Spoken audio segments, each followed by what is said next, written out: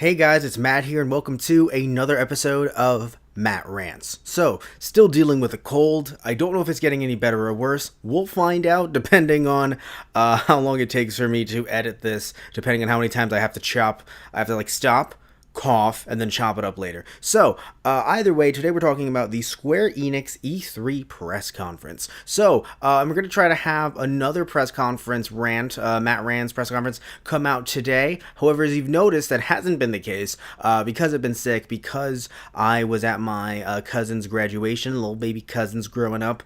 So, I was away from New York for a little bit. Thankfully, though, I'm back, and things should be a little bit more regular again. Hopefully, daily releases on all three channels, like I've been doing. But we'll see if that can work out. Either way, thank you all for still listening to our to my rants about these press conferences, and I'll try to speed these up relatively quickly, get them all done before Thursday, hopefully. So. Anyway, let's jump to the start of the press conference when we had Yosuke Matsuda, the CEO of Square Enix, talking about just generally what's going to be happening throughout the press conference, just saying like, hey, thank you all for watching, kind of what I'm doing right now, And frankly, I want to say, okay, so maybe it's because I'm an anime fan, or just a fan of watching foreign media in general, but I actually prefer reading subtitles over an English dub over. Now, and the reason why I'm saying this, I'm literally pointing the finger directly at Nintendo. I'm not going to try to throw shade around. Just literally say, hey, Nintendo, I'm not saying the dub overs are the worst. I understand why you do them. It makes sense. But frankly, when you're in a situation where for some reason the audio might not be working, Nintendo World, which I was at when the audio was not working, and general chatter from people not knowing when to be quiet, because of that, personally, I would prefer subtitles, and frankly, having subtitles over the CEO was actually, to me, just better than a dub over. Also, I would like to say that I love pre-recorded videos like this, and the reason why is because I feel like, and now this is something that's a pro that Nintendo did with their press conference, which I also talked about in a previous Matt Rants. I really enjoyed the fact that they had these pre-recorded videos because it felt very much to the point. While I love different creators and creative minds kind of, hamming it up, and I say that in a nice way, not with a negative connotation, hamming it up with the crowd, having the crowd kind of interact. It's beautiful, but sometimes it can be a little bit distracting and can make a press conference go on for a bit longer than it should. Also, I feel like it's just, even with a bunch of talking, I feel like it's a bit easier to kind of jump into one of these pre-recorded videos. It's a bit more to the point, rather than jumping back and forth between different creators who have to introduce themselves on stage, wave to the crowd, have the crowd, try to hype up the crowd and things like that. That happened at some other press conferences that I'll be talking about in the near future, and even ones that I've already talked about, like the Microsoft press conference, the EA press conference. That was hard to get people riled up for, but still, those press conferences, because they had a live crowd, which I do enjoy, I think it's great to feed off of them, it became a little bit problematic, I think, as the press conference went on. So, we went from Yosuke Matsuda directly to Shadow of the Tomb Raider. By the way, Shadow of the Tomb Raider coming out September 14th, and we also saw a little bit of this at Microsoft's press conference as well. And so I want to say, first of all, I really want this game. And I haven't even played the first one, haven't even really played much of the original Tomb Raiders. In fact, I'm pretty sure I played a demo of the second Tomb Raider. I don't think it was the first, I'm pretty sure it was the second, on an episode of Matt Plays PS1 demo discs, and I wasn't a big fan of the control scheme. Maybe it's just me, maybe I should actually play the game itself, and maybe the demo was just poop. But I wasn't really interested in that. So looking at the trailer for this, the opening cutscene, if you will, because they described it as the opening cutscene, I believe. So, showing that, I think, was a great way to open up this E3 press conference. Now, I know at the same time it's not technically a Japanese property. It's an Eidos or Eidos property. I totally get that, and I totally understand why some of you guys probably wanted for them to potentially open up with something like Kingdom Hearts or another franchise, and I get you. But frankly, I think that this being one of their big games overall as a company, I think it was great great to show this off. And I think that this is something that, as I'm looking through these press conferences, I hope companies do more often. And what I mean by that specifically is, yes, if you have Microsoft showing off this game here and this game there, or EA showing off this game here or this game there, having another company in a later press conference come in and go, hey, here's how we're going to expand on what you just brought up. It's really good corporate synergy. I think that it works a lot better than just showing off a game, let's say like FIFA, just because the World Cup is happening, despite the fact that FIFA 19, it's 19 for a reason. They're coming out on a yearly basis. So that's going to happen. Where with a game like this, after seeing the trailer at Microsoft's E3 press conference, I thought, man, I would like to see some more of that. And then they show this opening cutscene, which gets me really interested in the game itself. And then we end up having Daniel, he said his name, and when he said his name, it was not pronounced the way I have it written, which is it's Chair Bison. It was Cher Bison. He's French, and he pronounced his name a lot better than I ever could. And so he is the senior game director for the game. And I think that he was needed as well because, frankly, I feel like, so looking at the trailer and even looking at the cutscene, it didn't really describe much of the story, which might seem a little silly to you guys. But what I mean by that is, yes, I understand that she's in peril. I understand that she is in a dangerous situation, that there is some kind of cataclysmic apocalyptic event going on. However, I don't know what is the cause of this event. I don't know why it's happening. And because it's a game and not a movie, I can kind of be spoiled a little bit. I know it's, these games, especially newer games, I feel like I'm an old man, but a lot of them are based on their cinematics and the story itself, but I don't think we're going to learn at the end, right, what the event is about. We're probably going to learn it at the beginning. So it's something that I can understand it being shown off in a trailer, and from the trailers that I saw and the opening cutscene that they showed in this press conference, they didn't really, address like what caused this, right? Like from seeing the trailer itself, it just seemed as if it was like Aladdin, right, where she takes the artifact out of the Cave of Wonders, and all of a sudden the world just starts going to hell. So actually having Daniel, last name that I can't pronounce, that's his new last name, having him come out and say, hey, so basically it's a Mayan apocalyptic event, and then because of the idea, the whole this being a pre-recorded cutscene, a pre-recorded video message from him, he just basically said, hey, this is going to be what it is, and then we ended up seeing some concept art, and then he jumped right into the gameplay. Again, stuff that I just really want to see, and I think all of us really want to see, right? Like we love these creators, we love what they're doing, we love that they get to come out and have a good time, but at the same time, we want to see the gameplay. That's kind of why we're here. So even though, yes, this was a 35-minute press conference, a lot shorter than many of the ones that I've discussed thus far. I mean, the ones I've discussed thus far have been like 127 minutes or 100, an hour and 27 minutes, an hour and 35 minutes. Nintendo's was short at 45 minutes, but still, when looking at the press conferences thus far, this one seems to be the shortest, at least that I've looked at. However, I do have to say, though, that while they have been short, I do believe that this one utilized their time, at least in my opinion, very, very well, at least when it came to gameplay. So, looking specifically at the gameplay for Shadow of the Tomb Raider, I'm not the biggest fan of stealth gameplay. And it stinks because I want to play games like, specifically like this game, or a game like Metal Gear Solid, like the entire franchise. I'm just not that good with stealth. I like to go in guns blazing. I truly believe that when playing a game, I am a full-on idiot. I just let that fly. I let that come out. Like in real life, I would be stealthy. I wouldn't just be yelling around like, hey, come on, guys. No, I would die. I would be stealthy in real life. But I'm playing a game. I can be anyone I want to be. I can just, I know that I can have a save point and then I'll be alive. So I want to go around just not being stealthy whatsoever. So if I was her, right, in game, not actually her personally, but like if I'm playing as her in game, I'm gonna be doing cartwheels. So a game like this usually is not really my scene, but I have to say though, I still want it regardless. So I might either get this game or at the very least try to look for I say original, but in terms of like the first in this specific version of Lara Croft of Tomb Raider, and I might actually pick that up. So hopefully it's cheap now, since I don't want to pay full retail price for that game. But after that, I might move on to Shadow of the Tomb Raider because it looks really good.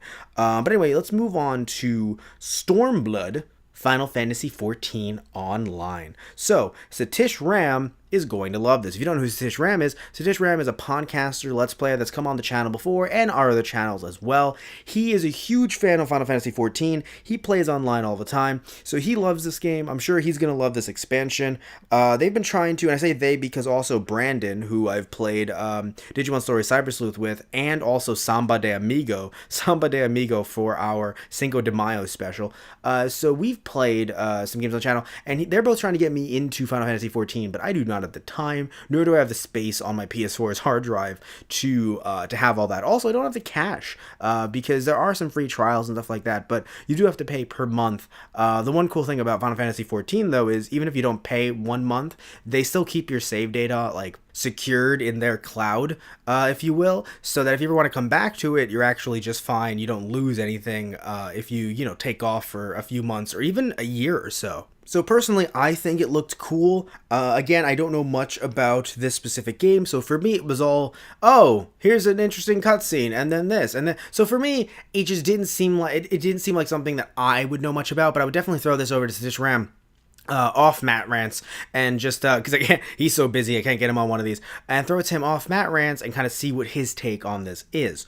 But let's also talk about the fact that apparently in summer 2018, there's going to be a Final Fantasy XIV and Monster Hunter World crossover announced. But then actually, no. There was another crossover announced later, but it's not specifically this one. But either way, that really interested me. I was like, right? Like, that's, again, another thing that I want to talk to Satish Ram about. I know he doesn't have Monster Hunter, but any of the games, or I don't even think he's played a Monster Hunter game, but I mean, again, it's crossing over at Final Fantasy XIV.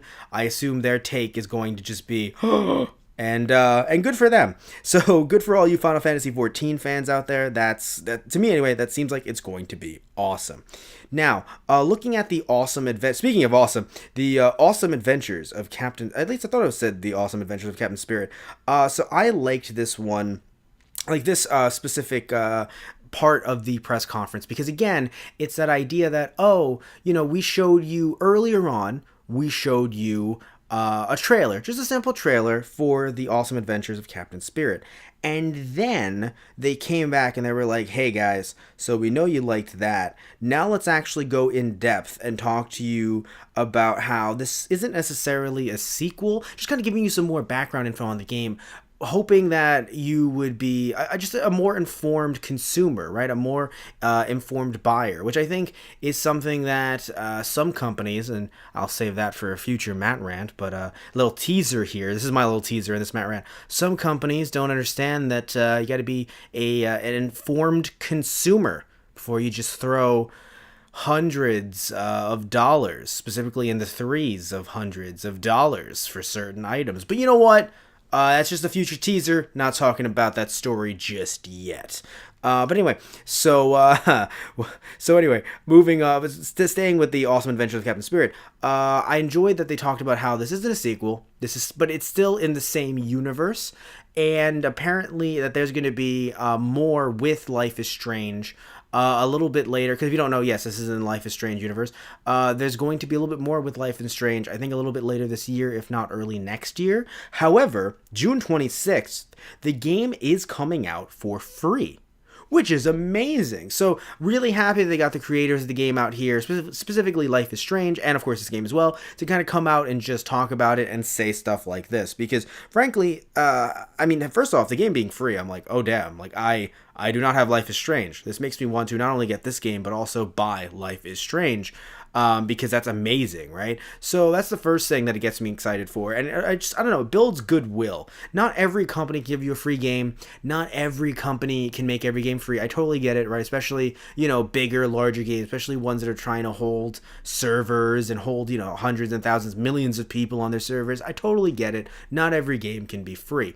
But, or free and then no loot boxes, or even though I'm not a big fan of loot boxes, or other kinds of microtransactions. I think that one is a bit better than just loot boxes overall. But microtransactions, I get it. Freemium games, I get you. But I think that having this game come out for free, again, it's just a nice way to kind of nod to the fans to say, hey, you guys really supported us with Life is Strange. Thank you so much. Thank you all so much. here's a free game. Don't know how long the game's going to be, of course. Could be a very short game. And also, I assume the game is going to work the same way that Life is Strange did, just kind of choosing, which direction to go storyline-wise, kind of making your own story in a way.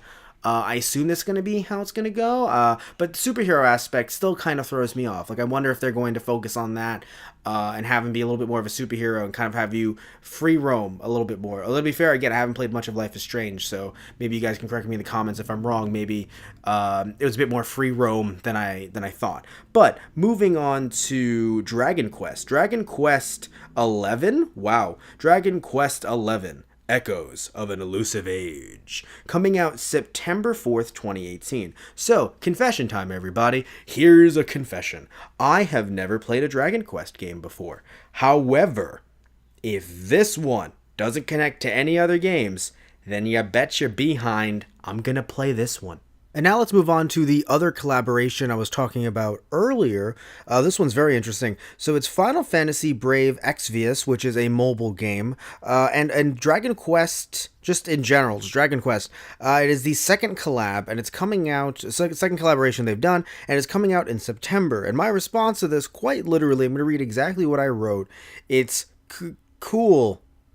Nothing against either franchise, it's just, it just kind of comes out of nowhere for me. So I hope you guys that are fans of Final Fantasy Brave Exvius and Dragon Quest, hope you're in love with this. This just kind of throws me off. And I'm pretty sure Brave Exvius is a mobile game. Tell me if I'm wrong in the comments below, but still, that really kind of throws me off. So I'm like, alright, I don't hate it. It's just like, oh, that came out of nowhere, personally.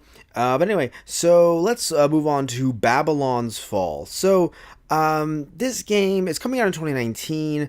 Look, it has a beautiful score, and that's, it's true it does, but I don't know, it just does not really impress me at all. And again, it's nothing against the game itself, nothing against the devs, nothing like that. It's just, I don't know, it just seems like many other games of its kind that are coming out nowadays. So it's just nothing against the game itself. It just didn't really draw me in, personally. Now, one game that has been drawing me in, but at the same time, it's kind of a rehashing. A lot of the Square Enix press conference was kind of a rehash.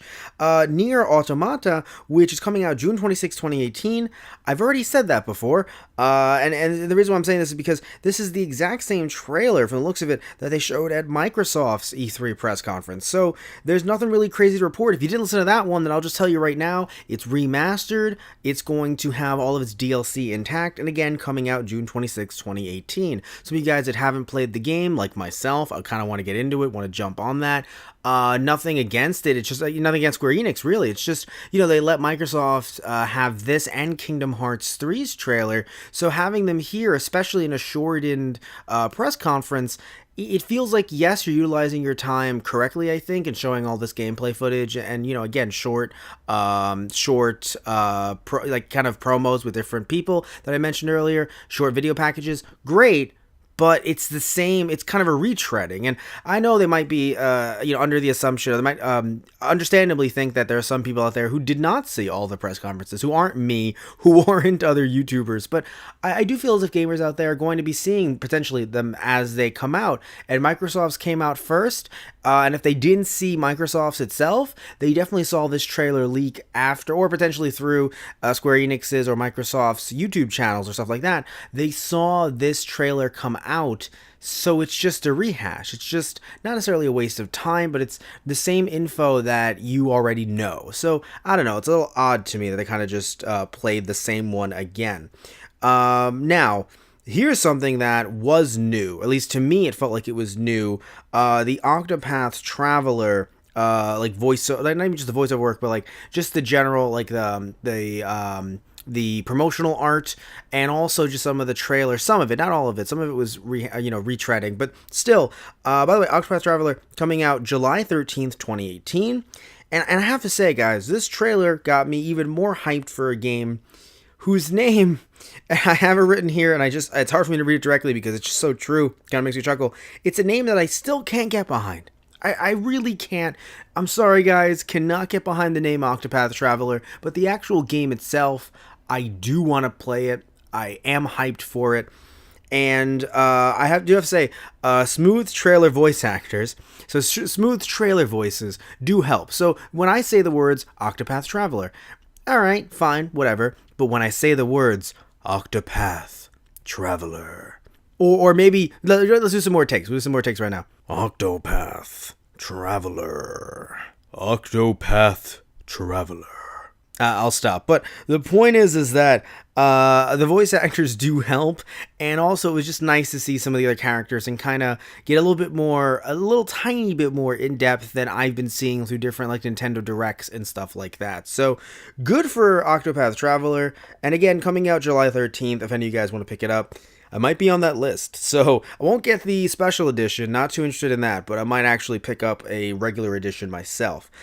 Jumping over to Just Cause 4. So this, like I mentioned earlier when talking about Shadow of the Tomb Raider, this is why again, that corporate synergy, you let other companies show off a trailer, just a little tease for your game, and then you go more in depth with it in your press conference itself. So I'm really happy they went deeper into this because, like I mentioned with Microsoft's press conference, there were so many games released that it kind of felt like this was just a footnote. Like, by the way, Just Cause 4, and I know there's a big fan base for Just Cause in general, not just 4, for 3, 1, 2, and 3. So like, there's such a big fan base that it kind of felt like it was just kind of thrown out, like, yeah, and also this exists. So here, having them talk about not just, hey, this is what we're doing with Just Cause 4. It also felt as if they wanted to go into the story, kind of tell us what's going on, because really, with a game like this, even though it is kind of funny how, at least the way the trailer was set up, they kind of knew that people are a bit more attracted to or at least a lot of people are attracted to the open world, kind of do anything you want to, not just the story.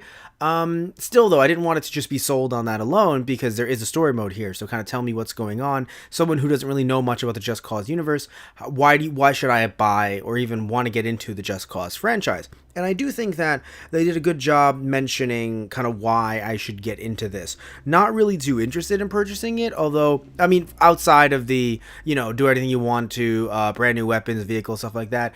In that regard, yeah, I'm kind of interested, but at the same time, I don't know if I'll drop $60 just to do stuff like that, personally. But I still have to say, though, it really does, and I know I just mentioned it, but it really does make me laugh how they mention the vehicles and all the items before going into the story. Like, I don't know, to me that just kind of that makes me laugh just a little chuckle, just a little bit. Just like, I know we have a story too, guys, but don't you remember that you liked doing crazy shit?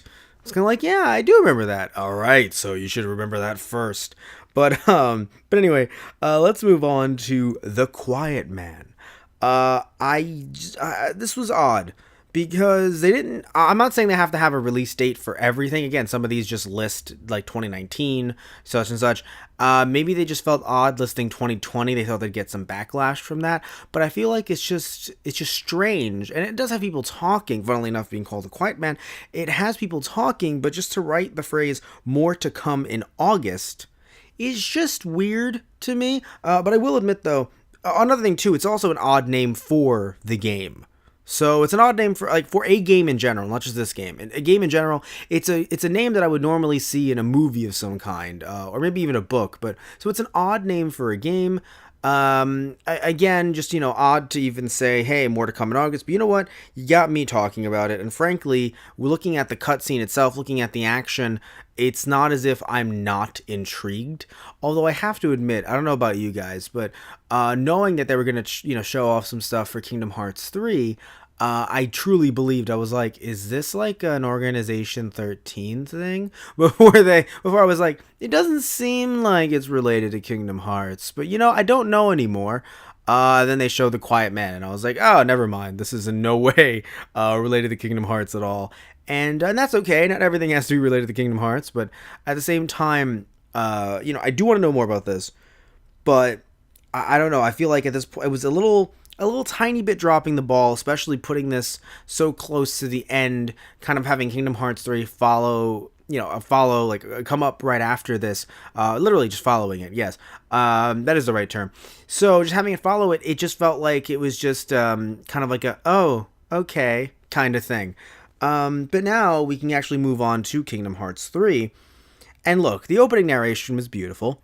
I'm pretty sure that might have been James Earl Jones narrating the whole thing. If not, then whoops.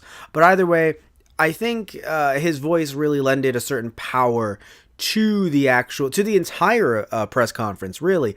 But at the same time, his voice isn't the only thing I need when it comes to Kingdom Hearts 3 info.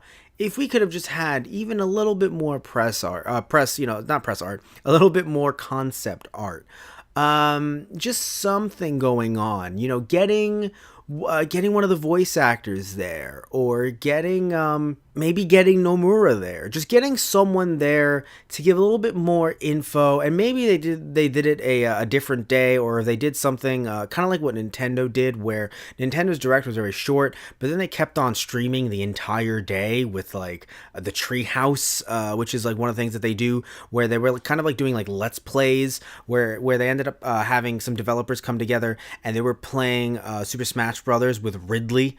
And I was kind of sitting there and I'm like, guys, this is great, but why is that separate from the Direct? Like, why do I have to, like, I understand on YouTube if you're going to cut it up, but like in a live stream, why are you separating that from the Direct? The Direct should have been meatier with Ridley stuff. They even had Pokemon Let's Go Pikachu and Eevee footage that was part of the Treehouse thing, that I may even talk about that soon in a Matt Rants, potentially next week. But still, it's so odd, at least in my opinion, that with this Kingdom Hearts 3 trailer, if you guys didn't watch it yourself, if you saw it at Microsoft, or if you saw it at the Microsoft E3 press conference, or if you just saw it on YouTube or maybe your Facebook or whatever it is, you saw it. You don't have to watch it here.